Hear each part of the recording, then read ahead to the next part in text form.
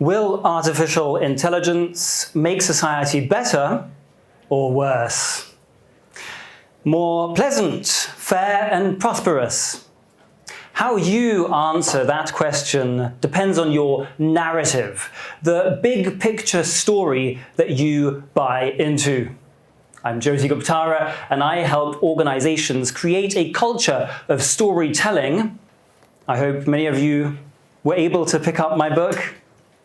And I do that because telling stories is the quickest, cheapest, and deepest way to influence.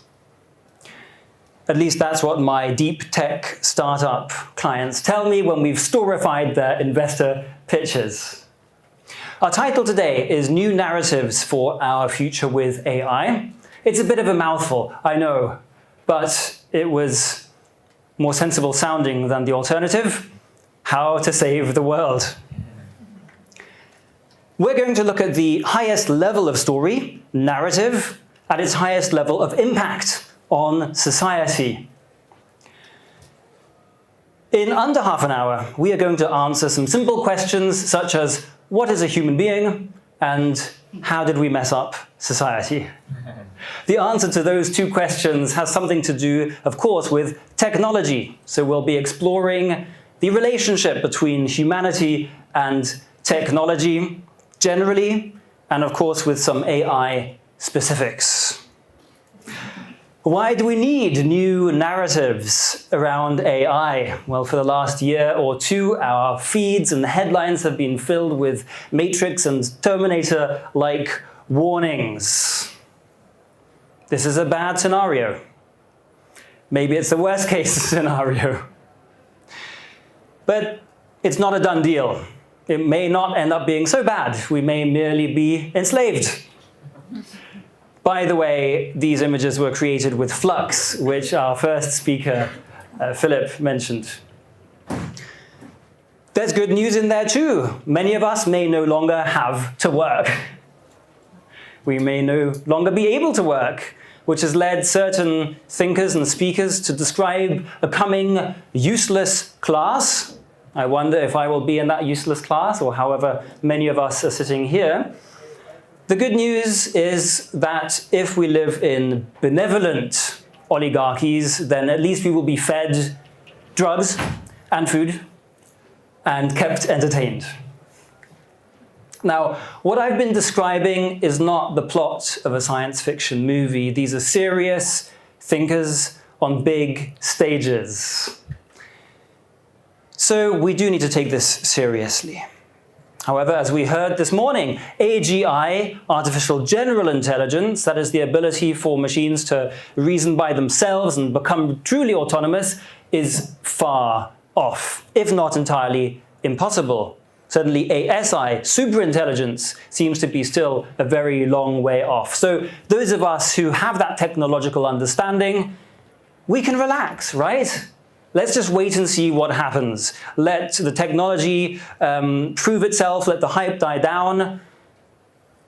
Well, we'll see why that might not be the best answer. Why does this narrative matter? To answer that question, we'll do a little bit of time travel, because there's this wonderful saying, who's heard the saying that those who do not know history are doomed to repeat it? Great. Well, as exact thinkers and technologically minded people, maybe we should specify that's not quite accurate, is it? Those who do know history are doomed to watch while everyone else repeats it. Now, AI is a revolution in knowledge, so I thought, what other knowledge revolution could we learn from? And as a writer of books, I decided to go for the printing press. Because historically, I don't think there is any more clear outcome of different narratives for the same technology. We have a sort of AI arms race going on at the moment. Various countries, certainly organizations, are trying to get a competitive edge. Imagine if your company or your country had a 500-year head start on a game-changing technology. Your rivals would never catch up, would they? Well, this is what happened in the case of China. 1,000 years ago, the Chinese already developed the printing press 500 years before Gutenberg. Imagine the ability to disseminate knowledge, to educate the entire population. So what happened? Nothing. They invented the printing press, and they did produce some books. So what was the problem? Was it the fact that they didn't have enough knowledge to make more books? No, they had many books. In fact, in AD 823, they had so many scrolls and books that the Chinese invented rotating bookcases so that they could more easily access their knowledge. It's brilliant, isn't it? 1,000 years ago. In fact, a Buddhist monk, Ye Mengte, traveled in eastern China in the 12th century, and he found that in the majority of temples and monasteries, in 7 out of 10 of these places, the books were constantly, the bookcases were turning, so he assumed that a lot of scholarship was going on. But that's not actually why the bookcases were turning. These Buddhist monks were not researching or reading, they were meditating on the sound of the turning bookcases.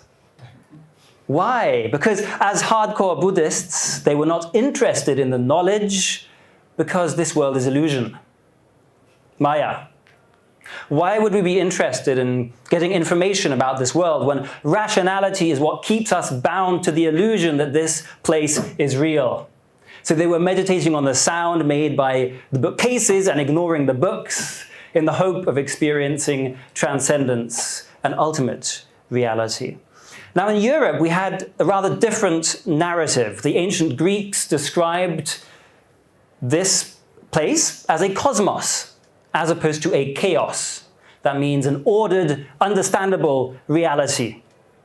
The biblical narrative provided even more guidance, because we understood, historically speaking, that the universe was designed according to principles and laws by a designer, and we were made in that designer's image, so we too could explore those principles and use them to create change. That's one of the reasons we had technology developed. Earth is a garden, we are the gardeners. We get to change it.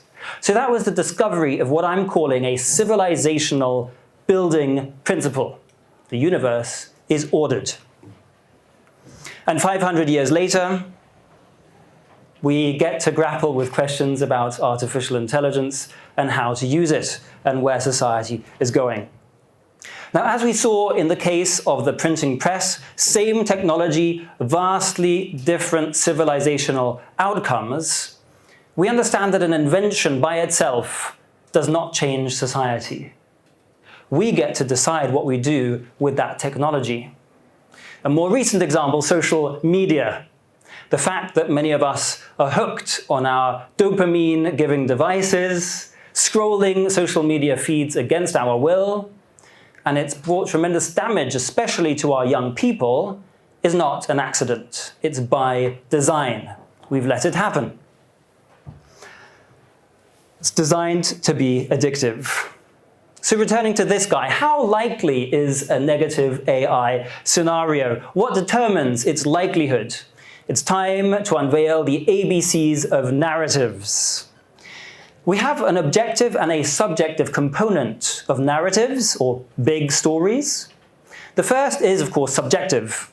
Stories are just that, aren't they? Stories. I started out writing fantasy fiction.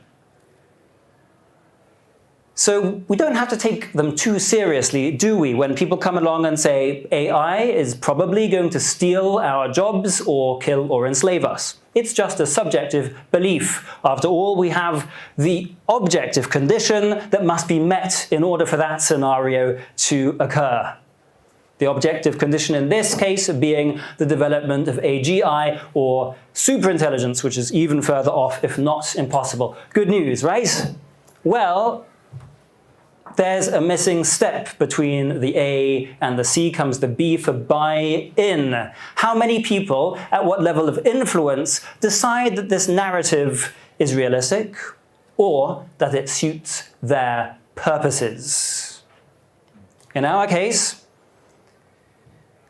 what would buy-in to a doomsday scenario look like? Centralized surveillance and control in the name of protecting everybody against this dangerous AGI or ASI. Now this leads to certain actions. So this is the D, the destination that we hope we're not headed towards and we should be working together to ensure does not happen. Namely, authoritarian policies that are enacted in the name of preventing this sort of scenario, but end up leading to a tech dystopia nonetheless, even without AGI or super intelligence. And of course, the AI overlords will be using AI at whatever level we are at by that time to ensure that they are maximizing their centralization and control. This is why narratives matter. Narratives give us vision.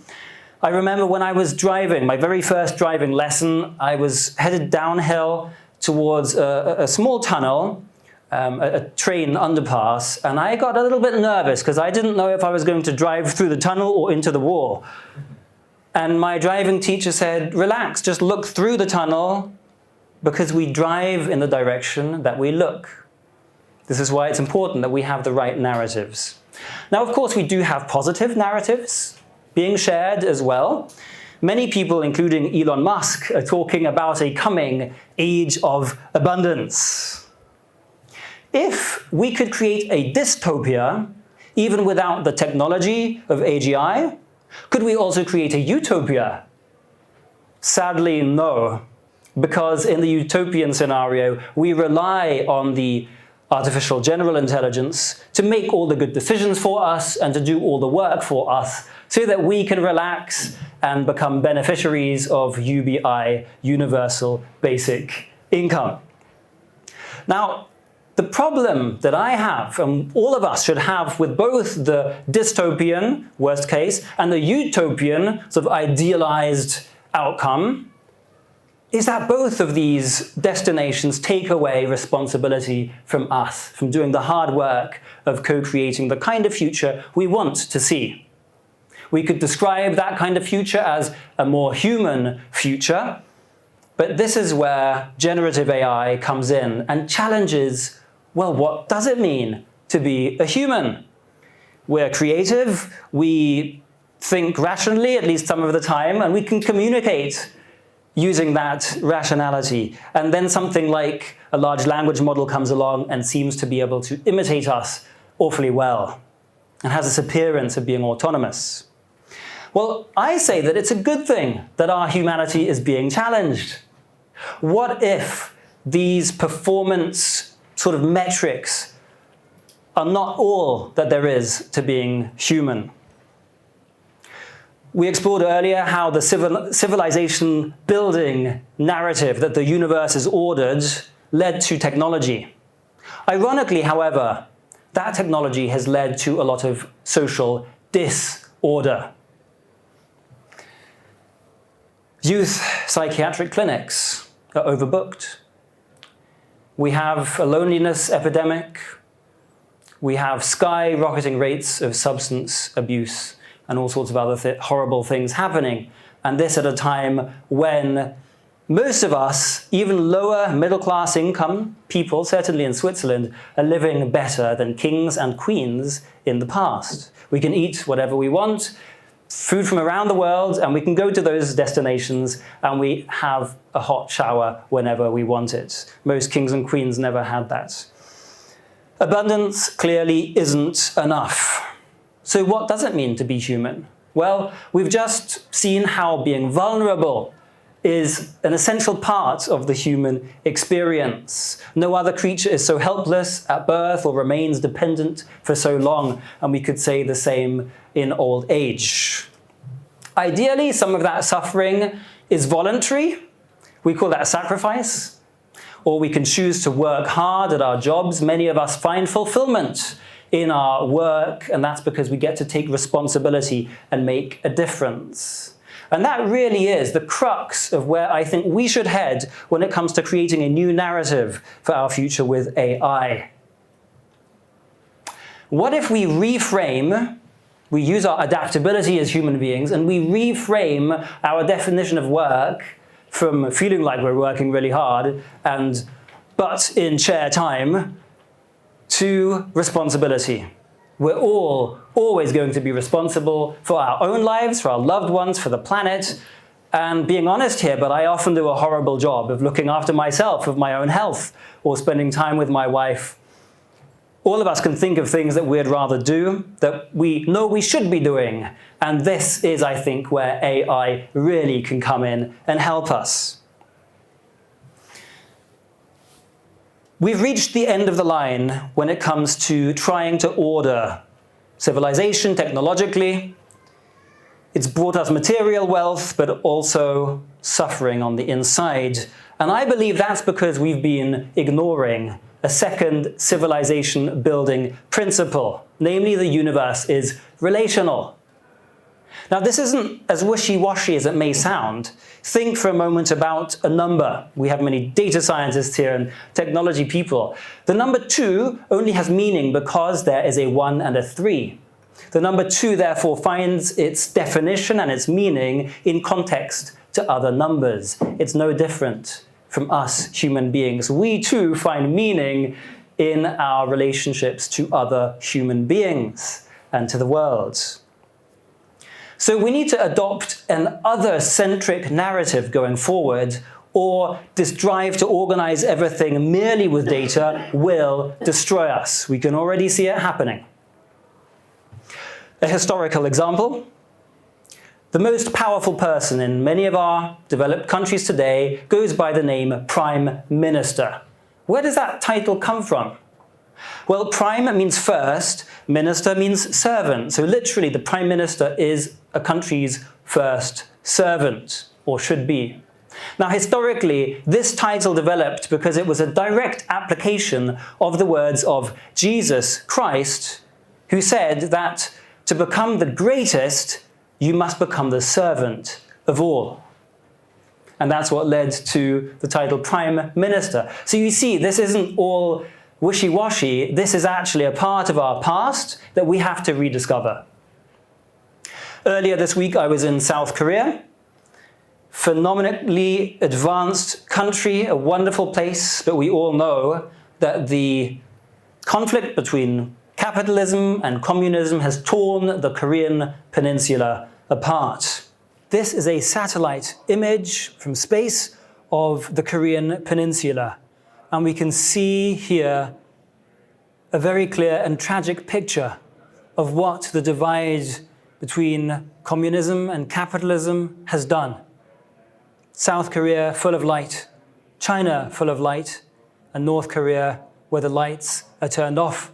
And you can see a little pinprick where Pyongyang is. That we all know. What I did not know was that social media has also brought a great divide between the generations. That's quite worrying.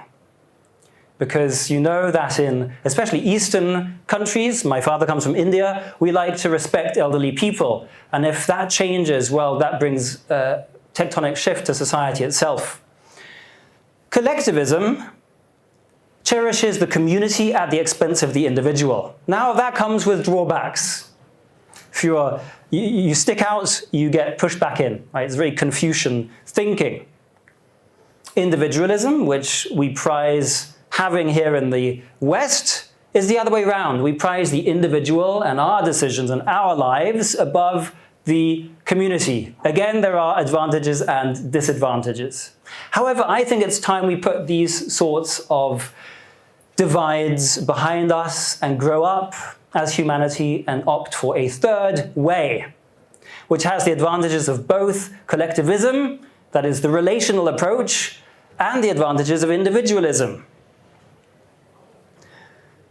I call it relational individualism. Maybe you have a better term for it.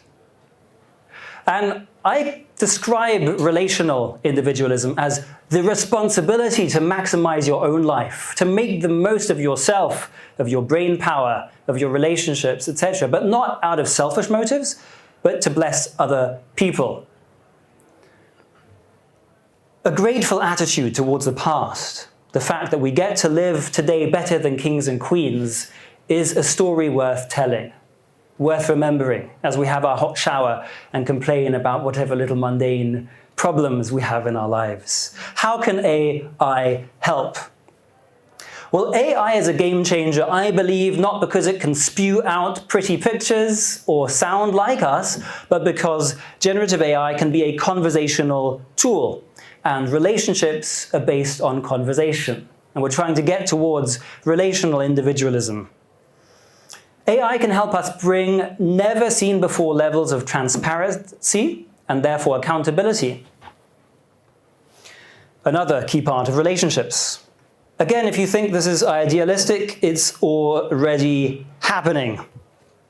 Mars, which is not known just for the Mars bar, it's actually the second largest food company in the world. They're bigger than Coca-Cola. Mars, as far back as 20 years ago, pioneered something called the economics of mutuality, when their chief economist, Bruno Roche, was asked a question: what is the right level of profit? Rather strange question for a capitalist company to ask itself voluntarily. And to give you the short answer, they discovered that the more you give, the more you get. Again, proving our civilization building principle number 2, that the universe is relational. Or draft horses. One draft horse can pull 1 ton. 2 draft horses can pull not 2, but 4 tons. We see, again, the universe and creatures, we are relational. And I know about the economics of mutuality because I'm teaching at their course at Oxford Said Business School next week. So this is legit. That's at the social level that AI can help us. At the personal level, AI can help us because all of us know what we should be doing, and yet we fail to do it. We're creatures of habit. Change is hard. We read all these books and we hear wonderful talks, but we can't put it into practice. Ladies and gentlemen, I believe the next knowledge revolution will not be about knowledge, it will be about execution. And this is where I get really excited about the potential of AI to be that conversation partner, that coach. A few weeks ago, I was in Nashville, Tennessee, with a gentleman called Marshall Goldsmith. He gets paid hundreds of thousands of dollars to coach the world's top CEOs and executives. Marshall has spent a few million of his own money and fed his 52 books into some kind of large language model, and now all of us have access to Marshall Goldsmith's wisdom free of charge. It's called Marshall Bot. You can register for that.